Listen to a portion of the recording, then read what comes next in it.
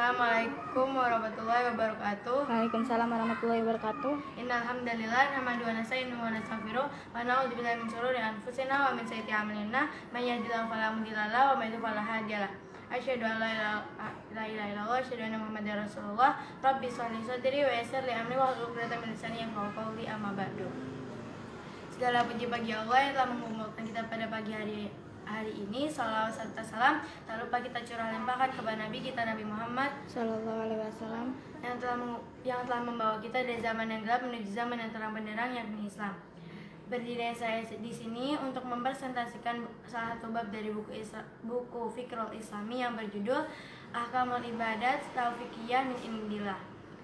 Ibadah adalah merupakan puncak takdis tertinggi, yang mana itu ada salah satu penampakan dari mukjizat tadayun. Nah, di dalam ibadah ini akal dan perasaan harus disatupadukan, karena kalau akal sendiri akal kan terlalu berlogika gitu, sedangkan perasaan yang terlalu membawa perasaan gitu, itu bakal sesat, bakal dolal. Makanya keduanya harus dipadukan gitu, harus disatukan. Dan akal adalah tempatnya itu menentukan siapa yang akan disembah. Sedangkan tata caranya itu udah harus datang dari Tuhannya langsung gitu, harus dari Tuhannya gitu, nggak boleh dari manusianya, karena manusia makhluk gitu, nggak sampai akalnya ke zat al-khaliq gitu. Contohnya kayak yang biasa kita lihat gitu di Jawa atau di Jogja gitu, mereka menyembah pohon, keris, patung gitu, apalah itu kan mereka misalnya ngasih sajen atau apa, itu mereka sendiri yang mengadak-ngadakannya, bukan pohonnya, kerisnya atau patungnya itu minta buat dikasih makanan kayak itu, bukan, tapi mereka sendiri yang mengadak-ngadakan peraturan tersebut. Padahal udah dari awal dibilangin kalau misalnya semua sesuatu di dunia ini semuanya harus ada tata caranya. Kayak contoh misalnya yang kita sering dikasih perumpamaan HP gitu, HP misalnya nggak bisa kena air gitu, tapi malah kita masukin ke kolam berenang gitu, itu bakal rusak gitu, nggak mungkin dia bakal bertahan gitu. Sama kayak manusia, kalau manusia nggak ikutin tata caranya, dia bakal rusak, dia bakal dolal gitu. Kayak cerita Nabi Ibrahim gitu yang mencari Tuhannya. Waktu pertama kali beliau melihat bintang yang banyak di langit gitu, beliau bilang kalau itu adalah Tuhannya gitu. Tapi ketika pagi datang gitu, bintang tenggelam gitu, terus beliau ngomong lah, ini bukan Tuhannya, bukan Tuhanku, karena Tuhanku nggak mungkin tenggelam.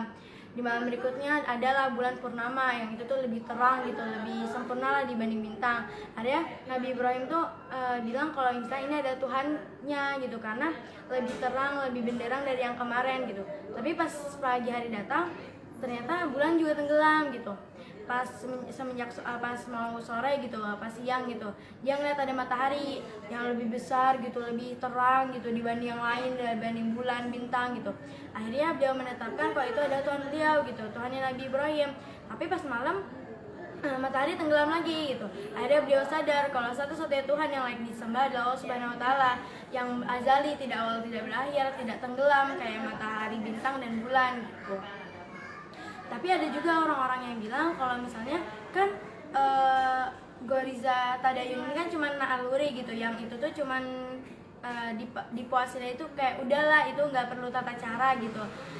Sedangkan balik ke awal, kalau misalnya sesuatu yang nggak ada tata caranya atau peraturan di dunia ini tuh bakal sesat, bakal dolal gitu.